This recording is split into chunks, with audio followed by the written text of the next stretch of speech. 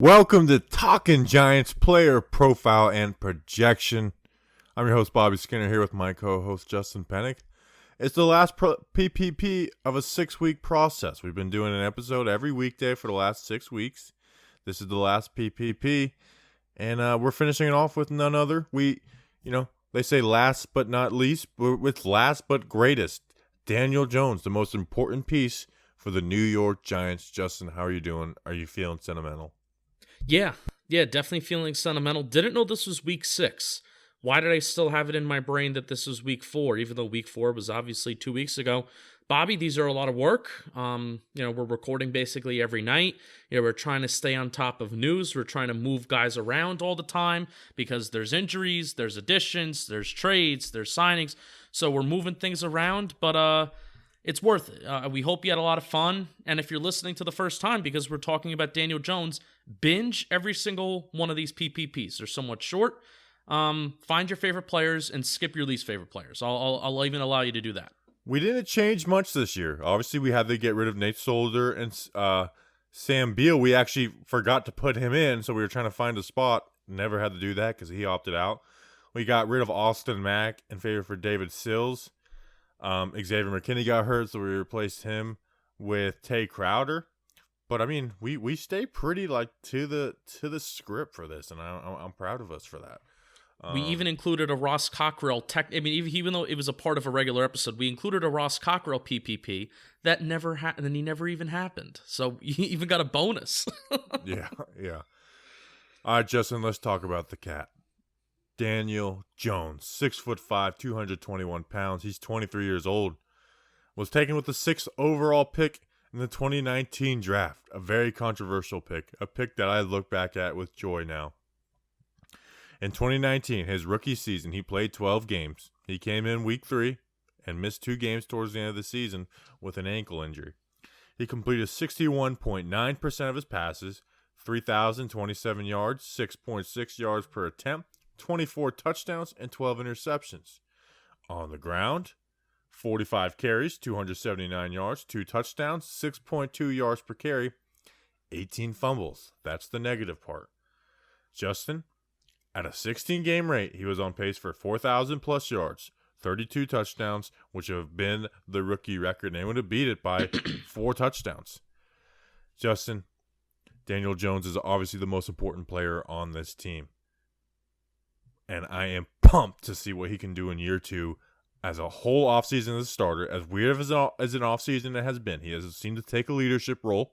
He's breaking down the huddle. He was meeting with guys, whether it was at Duke or in Texas with Colt McCoy. He had been meeting with his team. Or if it was with Odell and Cam Newton and Sterling Shepard.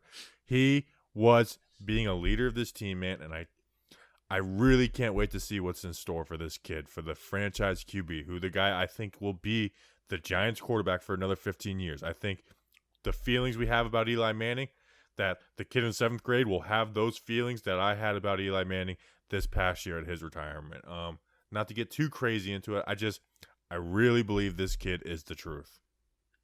Daniel Jones crosses and T's is dotting his I's so much that he's even working out with former teammates. So that just really goes to show you how Daniel Jones's work ethic is really good there, Bobby. Benny Fowler, right? Benny Fowler, including Benny Fowler. I mean, I was even thinking of our friend Odell Beckham Jr. too. That's true. They were never teammates. Yeah, but I get what you're saying. Cam Newton, future teammate, backup QB to Daniel Jones. Cam Newton. Oh, no, Cam Newton's going to be our red zone quarterback. Actually, no, screw that. No, because Daniel Jones hasn't thrown a red zone interception since his junior year, his sophomore year of college. So not even. I was just about to correct myself, so not even. You're correct, Bobby Skinner. Yeah, but basically Daniel Jones showed you everything that he needed to show you from his rookie season that you want to see out of a rookie quarterback. And now, difficult situation, did not have a full summer. He's not getting a full summer once again, not getting a full summer with the full playbook. Heading into year 2, took second team reps last summer, which I think that's really big. I really consider summer reps and camp reps to be very, very significant.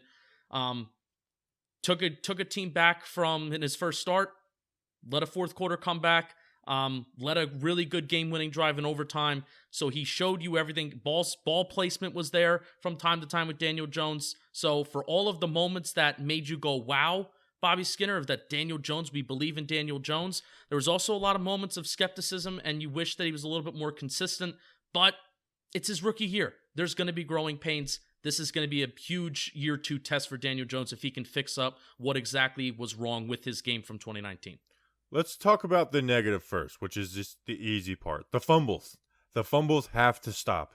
Somebody asked me the other day, like, what happens if they don't stop? And I just really, that doesn't compute with me because this kid, obviously, like, as much as every, like, accuracy, arm strength, mobility, all that stuff matters, what I really think at the quarterback position in the NFL, more so than any other position in sports, your mindset, your work ethic, your ability to not be phased by mistakes or pressure. I really think that is the most important thing. Obviously, you have to have all the other stuff, and I think Jones has that. I really think he's going to cut these fumbles in half. I mean, we've seen it with other guys who have led the league in fumbles. They, will cut them. Lamar Jackson was one. Wentz is someone who's continued to struggle with it. But I don't want to I know that's what other fan bases will do because they just all right, people are negative. So they'll look at they'll bash this, bash that. And the thing with Jones, oh yeah, well, he fumbles, turnovers. But in reality, I don't really look at the fumbles as how I judge, evaluate Daniel Jones. If it continues, then yes. But his rookie year fumbles, I don't go and oh man, this kid's just never going to figure it out. He fumbles. I'm sorry, I can't look at those like that. So, Bobby, according to NFL Next Gen stats, he was one of the top 10 quarterbacks in the National Football League when facing pressure. And it's because you watch the film, he does not acknowledge pressure that's happening around him. He stands in there, he takes the hits. We all know that big post play that went to Darius Slayton, his first start, and he took a tremendous hit. You can point to many, many, many a times where Daniel Jones delivers a good football, and he stands in there and he takes a hit. But Bobby, that's also, I think he's so good in pressure, quote unquote, and he doesn't look at pressure so much, and I think he ignores that to a fault, basically, where not recognizing what's happening around him in the pocket, either not knowing when to step up, or he steps up and a defensive tackle's right there in front of him and he swallows him up.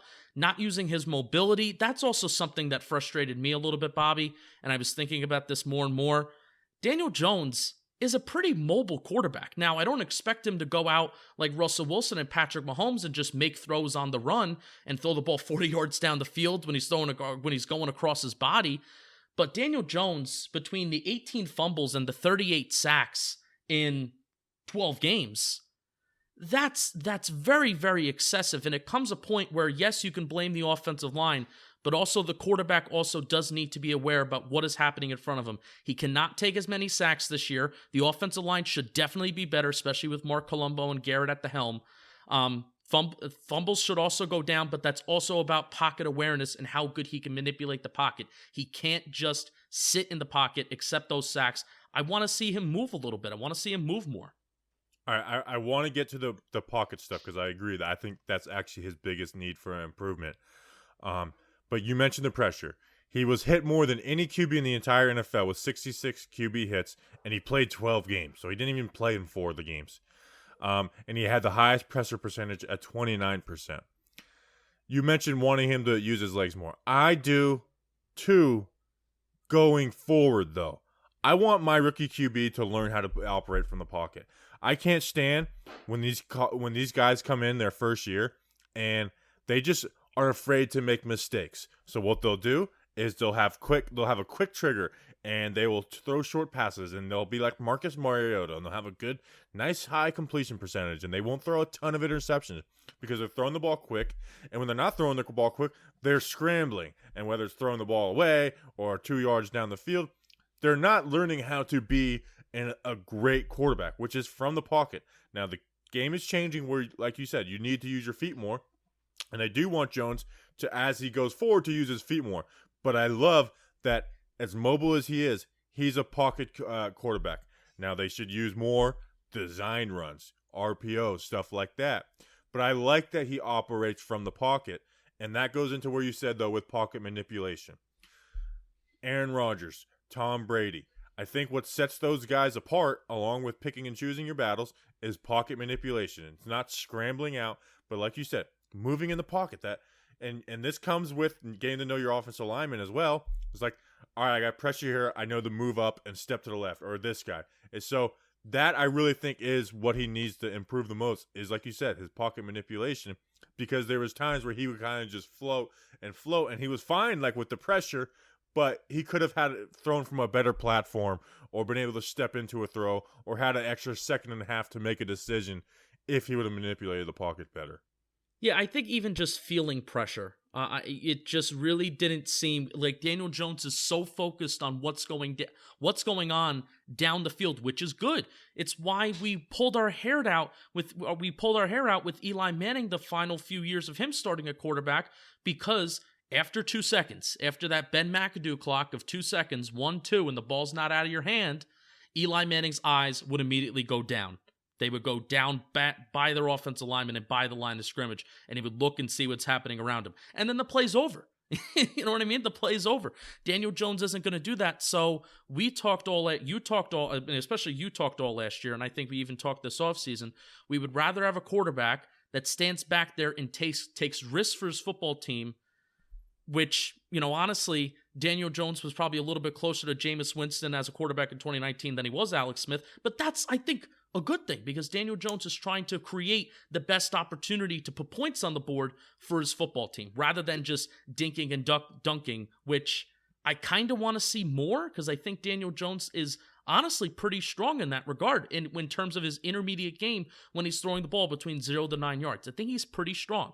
Yeah, okay, so we're talking deep ball and passing it short. So deep ball, so 20 plus air yards, his stats were 16 for 49, which is 33%, 500 yards, 10 touchdowns, 3 interceptions. I had a hard time finding the 2019 numbers, but I have the 2018 numbers for like the league. The 25, the leader was Goff at 51% completion percentage. The lower was Darnold, 21%. So he's kind of in the middle of the pack there. Cool with that, a rookie. The same amount as his last year at Duke, 11% of the attempts he was going deep, which is a good rate. So you mentioned the Alex Smith, like people compare him to Alex Smith, and I hate that comparison so much. If you're just talking about like his abilities, like his ability to get out of the pocket, accuracy throwing, then yes, that's a good comparison. And you know what? That's the reason Alex Smith was drafted first overall, because of his abilities. But where he's the total opposite type player than Alex Smith is Alex Smith throughout his career will not push the ball downfield.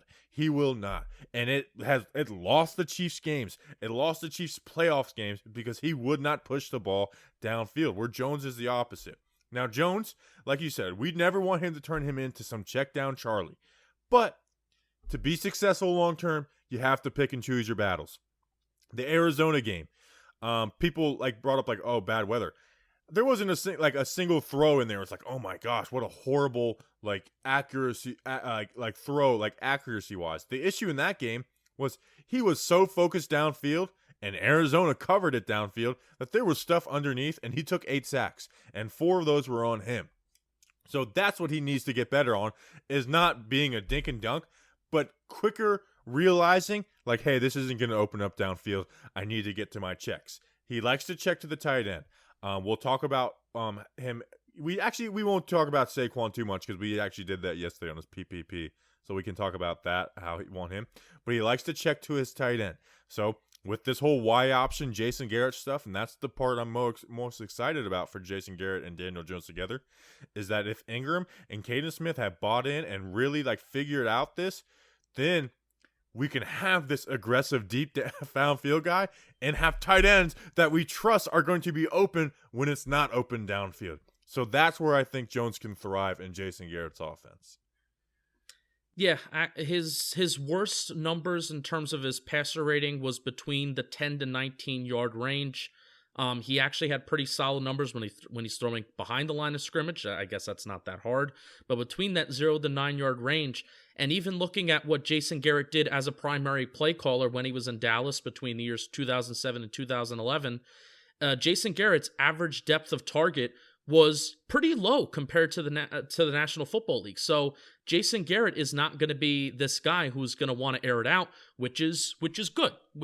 That's not a bad thing. I really do think the Giants need to prioritize, hitting Shep in the intermediate part of the field. It's going to be the same thing with Engram with that Y option, because what you're basically doing is that's going to be more reliable for Daniel Jones, where he's going to have options to go to, that those guys can get separation for him. It's just going to make things easier for him. I really think it's about making things easier for Daniel Jones. I think Pat Shurmur did somewhat of a good job of making some things easy for him. I think we need to continue doing that, especially in a season and a summer that it's so weird. We're in COVID world, and they just did not have all the proper time to properly prepare for the full offense.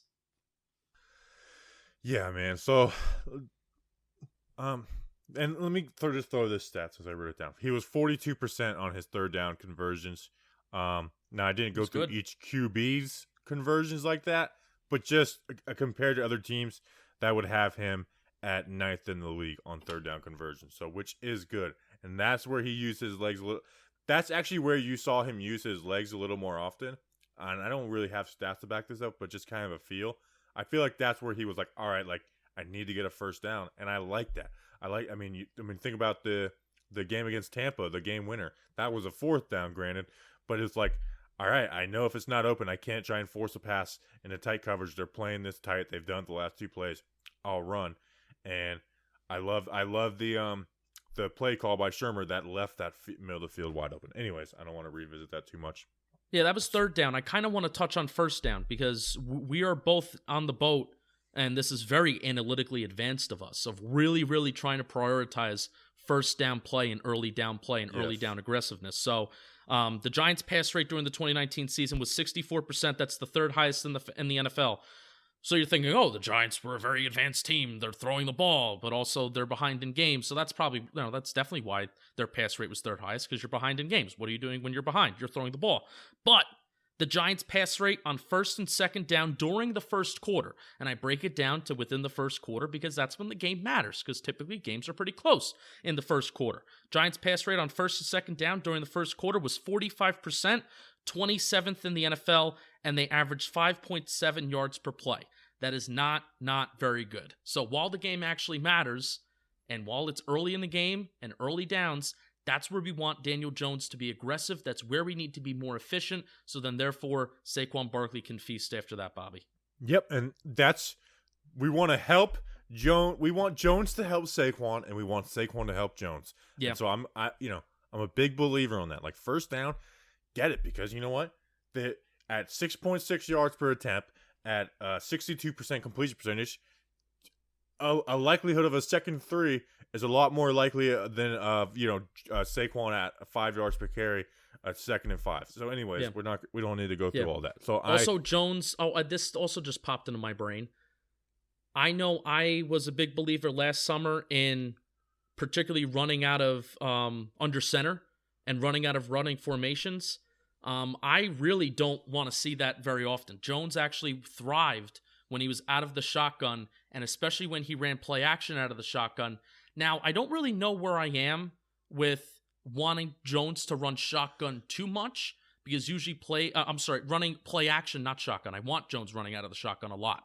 I don't know where I am with wanting Jones to run really a lot of play action, because I love play action. I think it's a tool that NFL teams really don't use enough, because it really, it's deceptive for the defense. No matter, I think if you have a rushing game, a bad running game, I really do think it's effective.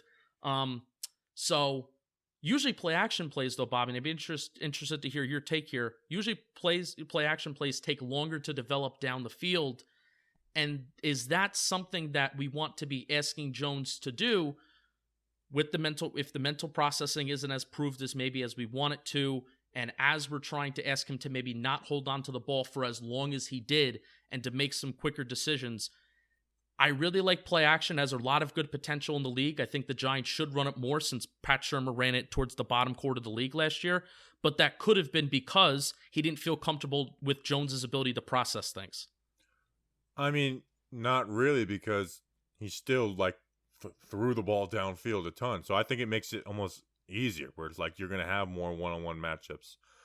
So yeah, more, sound more, and Yeah. have a No, better I'm with running you. game to where they threaten it, and where you have linebackers flowing outside the way the Vikings and the 49ers do, and that's why you see Cousins and Garoppolo have such like high completion percentage numbers.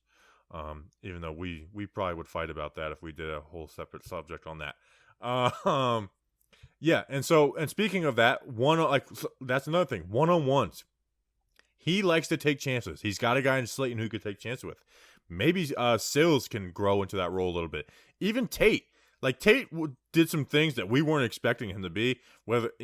He may have like been lower than what your expectations of Tate were as a whole. But it's like, oh my gosh, this guy is making plays downfield, like big No, plays. he won jump balls, and what partially changed my mind on Tate and Jones, this is Jones throwing the ball here. Tate's average depth of target was actually somewhat pretty deep. It was actually the deepest of his entire career. So the way that Jones and Tate's connection, it just may be different compared to the other quarterbacks that he's had. So yeah, keep going with that. Yeah, and what the point I was getting at was that Jones' downfield accuracy, I love it. I feel like he puts it in great spots. And I know I can't stand like there's like a deep ball study where they measure accuracy. And I saw someone clip the videos of the bad throws and look, some of these are like accurate and you're paying them as inaccurate. So anyways, I love his accuracy downfield. I loved it at Duke. I loved it in the NFL. That's why he had big plays. That's why he had 10, 20 plus yard touchdowns. It wasn't because guys were schemed wide open like downfield. I mean, let's try and think about it. I don't think he had any 20 plus like yard touchdowns against Tampa. Minnesota, the one to get to Slayton. New England to Tate on the wheel route. I mean, I'm trying to think like the Detroit. There was Slayton. But also, like, I do have to. Here's what I have to say in terms of Daniel Jones's deep ball. The only wide open one I can think of is Saquon down the seam against Washington. In Washington, yeah. Now, Bobby, I think it's the National Football League these days, and I guess unless the Giants are on defense, you're not really going to be getting a lot of wide open touchdowns. But what I really do think Jones does still need to improve a little bit on his deep ball, because there were some now on one-on-one opportunities. Love them. And there's data to back up, and I think it's pretty easy to see when teams are playing in man coverage, Jones has pretty good numbers. But it's when you get to zone coverage. Now, I'm not of the belief that you really should trust these numbers, because I hate these numbers. I've went like to war against these numbers. Yeah, you can play. There's zone blitzes. There's a mix between zone and man. So whenever you see numbers about Daniel Jones is bad against zone coverage, I wouldn't fully trust them. But at the same time, I don't think the film does not lie. Where if there's a safety over the top, and Daniel Jones is really trying to target somebody outside the numbers and by the sideline, he would sometimes make irrational mistakes and try to fit a ball to Cody Latimer, fit a ball into Darius Slayton, fit a ball to somebody going down the left or the right sideline when there is a safety over the top, versus when somebody was one-on-one, his ball placement was pretty darn good, and he was able to let his receivers go up and make a play. But granted, rookie year. I'm not stressing him wanting to push the ball downfield and try to let his guy go up and make a play. I'm not ripping my hair out over that. What I am going to rip my hair out over is the pocket manipulation and his ability to not get sacked and not fumble the ball. That's going to be the thing that I'm going to be ripping out my hair over Daniel Jones in year 2. The mental processing, I don't know. You expect him to take a year 2 jump, but just overall with the new offense and the new scheme, at least to start the year, I don't know how much that really is going to change and improve. I also don't think Daniel Jones is ever going to be an excellent deep ball passer. I don't. I think he's really going to live. I just don't. Because I see his more or less his natural ability more like Alex Smith, but not his play style. His play style is different from Alex Smith, but his abilities are similar to him. Yeah, but Alex Smith's abilities doesn't stop him from Alex Smith was drafted first overall over Aaron Rodgers. Not because of his play style, because of his abilities. Also, when you combine Jason Garrett's offense as a whole, I don't see him being a prolific. I think a lot of it comes back down to who the quarterback is, though. Where Jones is a different type of QB than Dak is. So I do because I think he, 11% of his attempts downfield combined with accuracy, combined with the balls that the guy has, where he's not as scared of, afraid of anything. I do think he will be, and as the NFL becomes more of a downfield league, I'm glad you didn't bring in any of those zone stats, because you remember I did a whole video on it. Those zone stats by NFL Next Gen, they're just flat out wrong, and they basically came out and admitted that they're wrong. So let's talk about 2020 real quick, and then we'll shut it down. But I mean, it's not that they're wrong. It's just that they're not flat out fully wrong. accurate. They are wrong. It's just that it's not accurate. You just said wrong with like an extra couple words. I still think he needs to do work in terms of zone coverage, where he's very good in man, but he still needs to grow. And that's not a bad thing. He's, like I said, like we've said, he's a rookie quarterback. He needs to grow in that regard. Right, but the stats are just like, the NFL Next Gen stats you should just throw away. I mean, remember I did the video. You're a fan of film, and I'm going off of what you see on film. I mean, he does a lot better in man coverage. He needs to work on his mental processing. I'm just saying that zone. When you say like those stats aren't necessarily like they're less accurate, they're just flat out like the guy wrote the article saying that his only zone touchdown was against Chicago. I did a video. There were 6 others. The NFL Next Gen people came out and flat out, like the guy who runs it said, like, yeah, we're not really good at doing this. PFF, even came out and said that I was right. So I agree that he's better in man than zone, and he needs to work on some stuff for his zone. But those numbers, they're not just like sketchy. They're just flat out wrong. So anyways, let's talk about 2020 agree. though. I've said over and over again, I agree with you. Let's talk about 2020, and we'll finish off. And this will be like some basic like sports radio talk. If he improves, there's no reason this offense can't score points. And that's why we've been big on bringing in a guy like Logan Ryan or Cockrell or whoever, is because if our defense can just not totally lose us games, Daniel Jones, Saquon Barkley, these receivers, these tight ends, this improved offensive line. The offensive line Thomas may have some rookie struggles. Fleming may just be bad, but nonetheless, it should be improved because you can't be as bad as Solder was. Gates, we fully expect him to be improvement over Halapio, even if you're just putting it down to calling things out. Halapio was horrible at that. So this offense has no reason to not put up points. We have a tough schedule, and that's the difference between this year and last year. But man, I really think that Jones, if he can take a step forward, cut the fumbles in half, because that gave points to other teams. It gave points to the Bears, the Jets, and other games. There's no reason why this offense can't score points and win games. I'm very excited for Jason Garrett. I'm excited for what he can do. I've been trying to convince myself to maybe not be excited because I knew that I was excited. I was trying to look for things to not get me excited. Bobby, I'm excited. I couldn't find anything. I couldn't find anything that did not get me excited for what our personnel is, for what is around Jones, and then also just looking at who Jones is as a quarterback himself.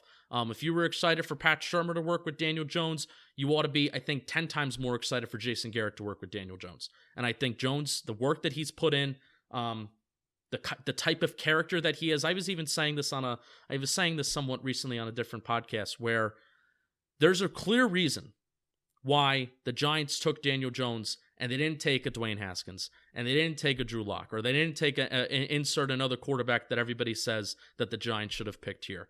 And it's because of the reasons that we cannot see, because they know the type of person he is, they know the type of worker that he is, and they know that he's going to take care of business, and if he's going to fail, it's not going to be because of lack of trying, and it's not going to be because of lack of work. So I'm very excited to see what he can do. Most valuable position in sports, most important position in sports. Go take care of it. And shut up about, what if we struggle and we get Trevor Lawrence? Or just shut up. This guy's the truth, okay? And you know what?